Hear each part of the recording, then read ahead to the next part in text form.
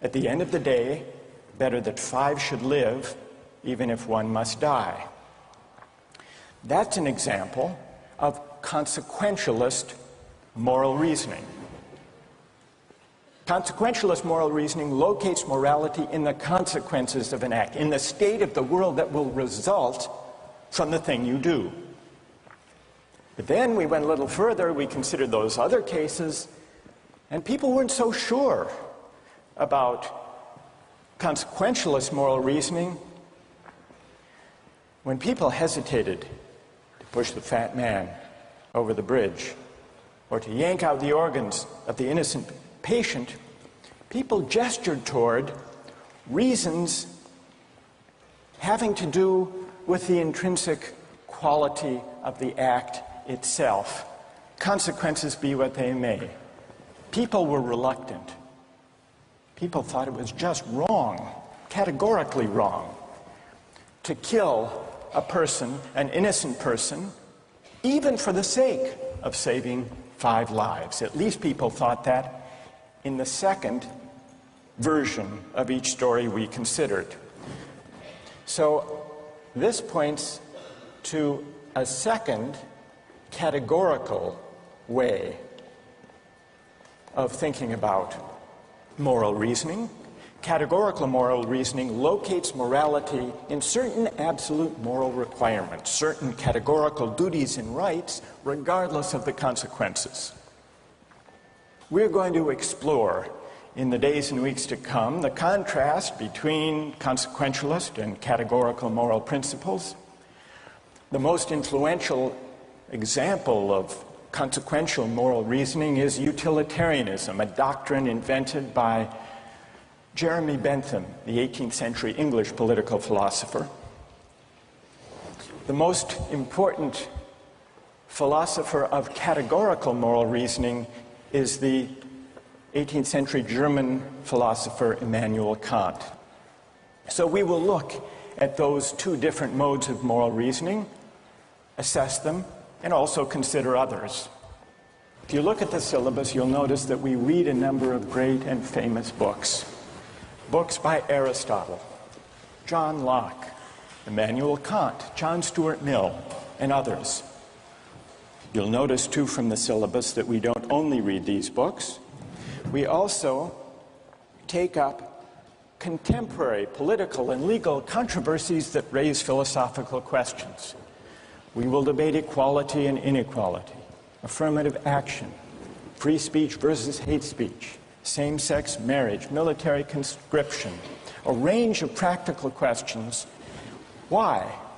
Not just to enliven these abstract and distant books, but to make clear, to bring out what's at stake in our everyday lives, including our political lives, for philosophy. And so we will read these books, and we will debate these issues, and we'll see how each informs and illuminates the other. This may sound appealing enough, but here I have to issue a warning. And the warning is this: to read these books in this way, as an exercise in self-knowledge, to read them in this way carries certain risks. Risks that are both personal and political. Risks that every student of political philosophy has known.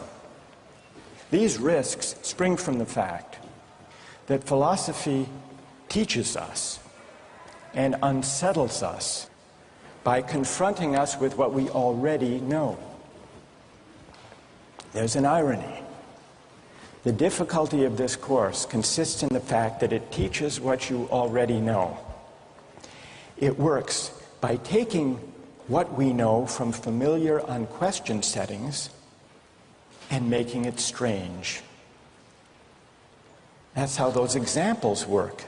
The hypotheticals with which we began, with their mix of playfulness and sobriety. It's also how these philosophical books work. Philosophy estranges us from the familiar, not by supplying new information, but by inviting and provoking a new way of seeing But, and here's the risk, once the familiar turns strange, it's never quite the same again.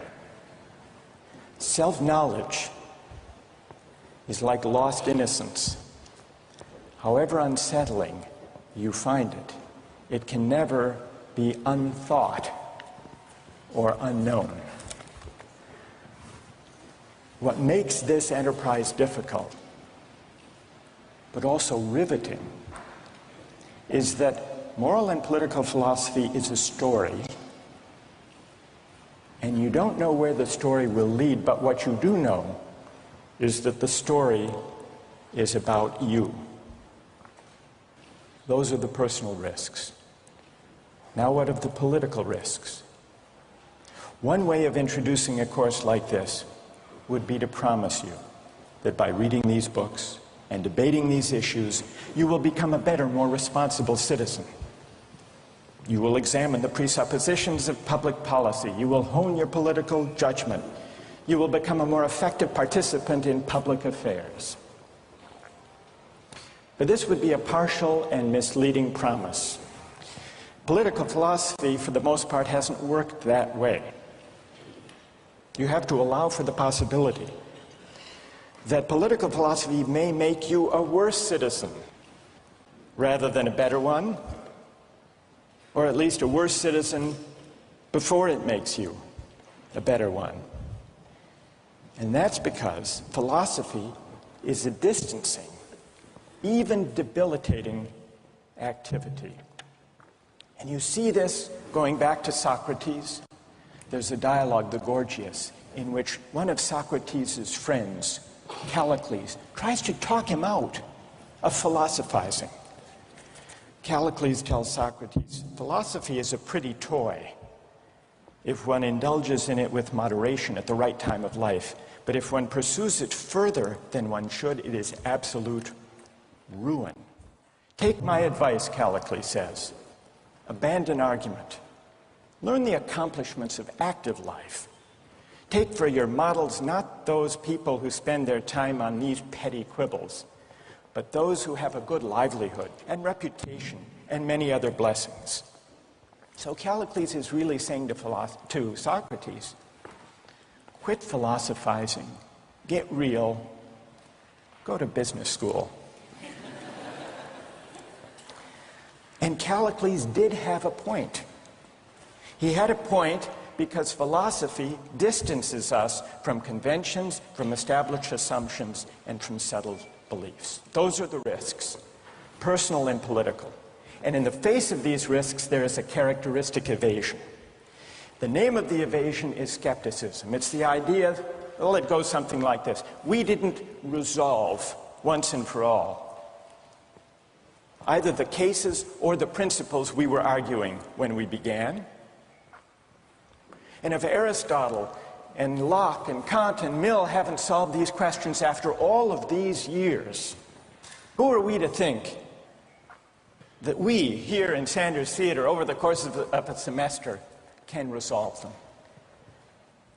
And so maybe it's just a matter of each person having his or her own principles and there's nothing more to be said about it. No way of reasoning. That's the evasion of skepticism, to which I would offer the following reply. It's true, these questions have been debated for a very long time. But the very fact that they have recurred and persisted may suggest that though they're impossible in one sense, they're unavoidable in another. And the reason they're unavoidable, the reason they're inescapable, is that we live some answer to these questions every day. So skepticism, just throwing up your hands and giving up on moral reflection, is no solution. Immanuel Kant described very well the problem with skepticism when he wrote, "Skepticism is a resting place for human reason, where it can reflect upon its dogmatic wanderings, but it is no dwelling place for permanent settlement. Simply to acquiesce in skepticism," Kant wrote, "can never suffice to overcome the restlessness of reason." I've tried to suggest through these stories and these arguments some sense of the risks and temptations, of the perils and the possibilities, I would simply conclude by saying that the aim of this course is to awaken the restlessness of reason and to see where it might lead. Thank you very much.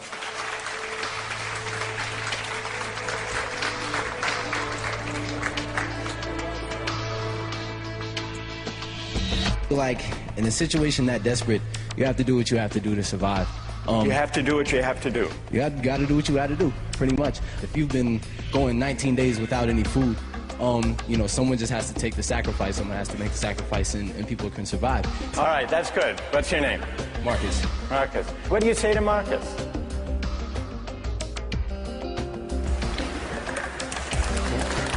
Last time,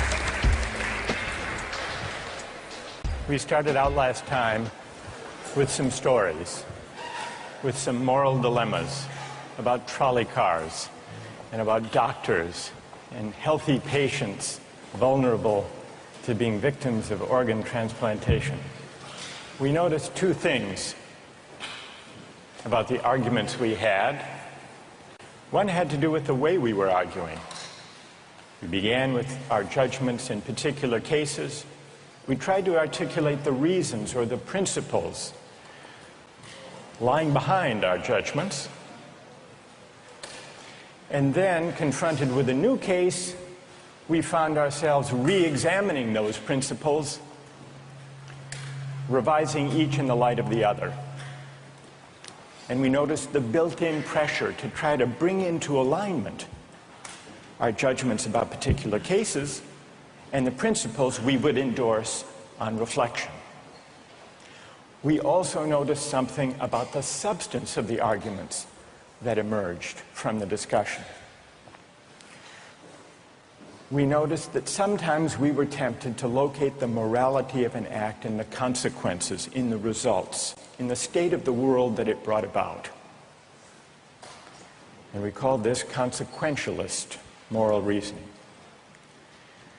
But we also noticed that in some cases, we weren't swayed only by the result.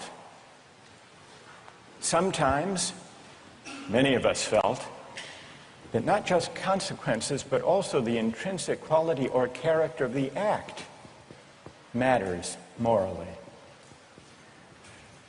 Some people argued that there are certain things that are just categorically wrong, even if they bring about a good result, even if they save 5 people at the cost of 1 life. So we contrasted consequentialist moral principles with categorical ones. Today, and in the next few days, we will begin to examine one of the most influential versions of consequentialist moral theory. And that's the philosophy of utilitarianism. Jeremy Bentham, the 18th century English political philosopher, gave the first clear systematic expression to the utilitarian